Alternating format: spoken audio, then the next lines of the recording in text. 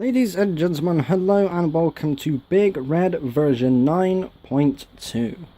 With this engine going onto the LEGO Ideas website, I have made multiple modifications to the locomotive, and there was actually quite a lot going over every single part of the engine, going from the front and both of the tenders. So I think it is very appropriate to put all those details together into the next version in an updated look of Big Red the Quintuplex. So if you haven't already, in the description will be a link to the LEGO Ideas page for you to support this model. It would mean the world to me. It genuinely means so much to look on that page and see another person has supported this model, because a lot of people have wanted this and this is the best opportunity to do so.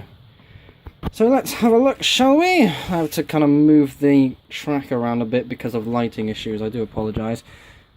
So at the front we do have some changes in detail. We have these sort of boiler mountings on the side. That's not me pronouncing it stupidly. Mounting as if something is mounted on, like this is. The idea of this is that it allows workers to grab onto them whilst they're standing on the side to clean the locomotive. And it's a really good looking detail. In the past it was a couple of golden dots, but it looked a bit too bland, and seeing this along here makes it look so much better. Adding some more realism to this engine is really good, because obviously having it look real would somewhat help in its looks. Along the top we have 3 funnels. There was just a mess of parts going along here. There was like 2 bells and more nonsense. It was just really stupid.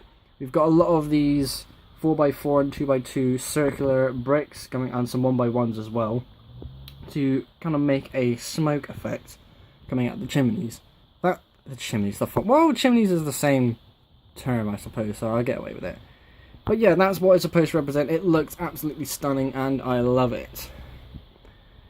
At the front as well, actually, we're going to skip that for a moment. I'm going to go down here. For the longest time, this cow catcher was red.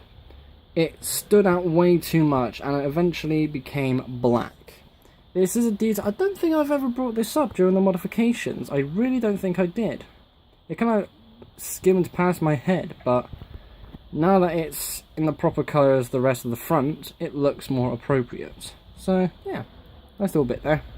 But on to the big stuff. We have the clock face, kind of representing the face of the boiler. This is obviously not a standard look for the front of the locomotive, because the idea here is to have that first funnel, chimney, smokestack, whatever you want to call it, exposed. And when I was building this as a quadruplex for the first time, that looked amazing. And I got a lot of support when I first made it, and it stuck. It just stuck around. It looks really good. I love it. The clock face was used on my Emerald Champion when it was a triplex. Had a lot of golden details, so having that on the front just kind of looks good. But with the extra details it has there now on this engine, it kind of looks like a massive eyeball sort of thing. And I think that does look quite good. I do like the idea of the clock also being powered whilst the engine is powered, so to say. But at the same time, I kind of picture that going on its own circuit, and it's all like tucked away in that face. That's pretty good. It does stand out quite a bit, and I was very back and forth with it, especially with some of the comments that my subscribers have said. Some people said they didn't like it, but then it wanted to be returned by others. So, once and for all, it will stay. Happy faces all round.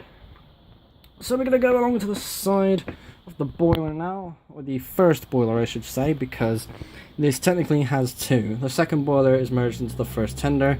We will get to that in time. Along the top we have lots of little domes, because why not? Nice to see a lot of these details. It's just something that stands out, and it does look absolutely gorgeous. These silver bits there, these are like exhaust pipes, they're 1x4s, and they do look quite nice on this model.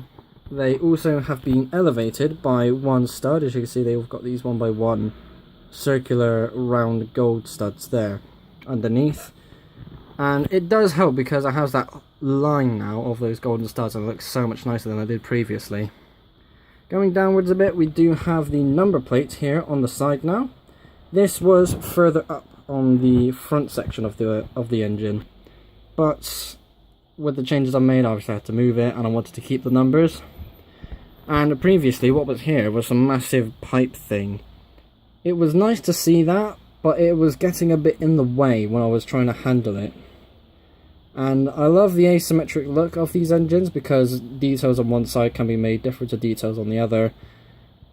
But again, it just got a bit out of hand, so I thought I need to scrap that. I could probably do it with something else one day, but for now, I need to get rid of it. Along the top, going back there again, in place of all that mess, we have flags. We have 2 flags now.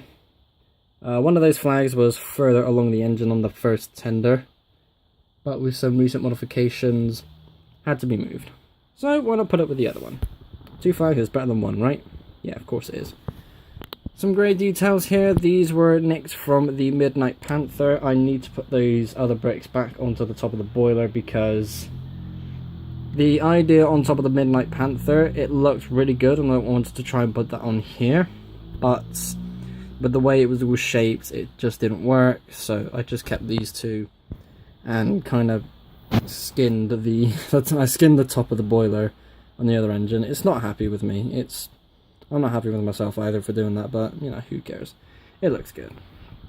We've got a slightly different look here. We had some of the 1x1 sort of cone-shaped bricks going up here. Have been replaced with a slope, and there's also a little 2x2 circular vent underneath those grey bits there. You can see it sticking out there. There we are, circular bit. Big old whistle, because who doesn't like a big old whistle? Now, to anyone who's wondering what set this is from, it's from a Mega Block set. That's a really old set. It's like a steam train. It's massive. I'll let you look it up in your own time. I can't remember the name of it, sadly. But it's a gorgeous set. It really, really is. There was a bell piece that I've been using on some of my trains as well. And that also kind of seems the same sort of look with it. And honestly, they are good looking bricks, but some of the LEGO purists out there are going to go mental because, oh, it's Mega Blocks. Who cares? Look at that piece. It's gorgeous. Now that is kind of basically it for the first boiler. We're going into the cab. Not really that much has changed. You can fit about 4 or so people in there. There's about 3 in there at the moment. I love those window pieces, like these Victorian style fence pieces. They look amazing as windows. We're going to move on now to the first tender / second boiler, because with all of those driving units there, there's no way there's enough steam being applied and made through this to go to there. So it has to have its own boiler, which is all happening here. Inside we have, I think it's about 4 people. Yeah, there's 4 people in there, looking good. And the inside of that it looks better than it does in here, because this sort of section here looks like a furnace, and it honestly looks banging. We have some exhaust pipes on the side because of details and steampunk, and why not. We also have another massive smokestack, because obviously with the boiler and the steam being produced, it needs funnels to get rid of any excess. So we have 2 there instead of 3 because of, you know, size and shapes and whatever. And another massive stack. I love these. These look absolutely brilliant. Going along the side, we've had a bit of a tidy up, to be honest, because along the top we've had a lot of different details in this area. It's finally been replaced with something that should have been there a long time ago. That is a coal bed, where coal stays to power the locomotive. There have been just messes there before, and it didn't hit me until very recently, and I thought, why is that not there? I mean, that would obviously make sense. Oh well. It happened eventually, and it does look... Honestly, it's the best thing I've ever put there. Just looking at that, even as a standalone standard tender, it looks gorgeous. I love it. So, that's the first tender. That means there's a second tender. This is quite funky. So first thing you can see is a crane. This is where our last crew member is working. Oh, pardon me. There was a burp in case anyone was wondering. We have a little section in here. Let me try and take this off actually, because I want to be able to move it around a little bit. And the couplings, there we go. Try and, no, just take it off the thing, there we go, just make life easier. So inside we got plenty of space for special cargo, would go maybe even some of the baggage or cargo that some of the crew members might have. Something like for long trips they might have a couple of extra tools, bit of food maybe, I don't know. This sort of thing doesn't really exist on steam locomotive, or any train for that matter. No train has a crane on their second tender, for obvious reasons. The side details are actually really cool, I love these. So we've got these really long, I think it's, what was it, 1x8? Yeah, these are 1x8, and they've got the little rod piece in the middle there. These are absolutely beautiful. For any train build, you can absolutely use these because they look, again, really good. It brings out some gorgeous details. And of course the 1x6 big old fence piece that I notoriously love. And again, speaking of messes that I've made in the past, here is just a couple of things that didn't really belong there. So for now, I've replaced it with this sort of barrel dome thing.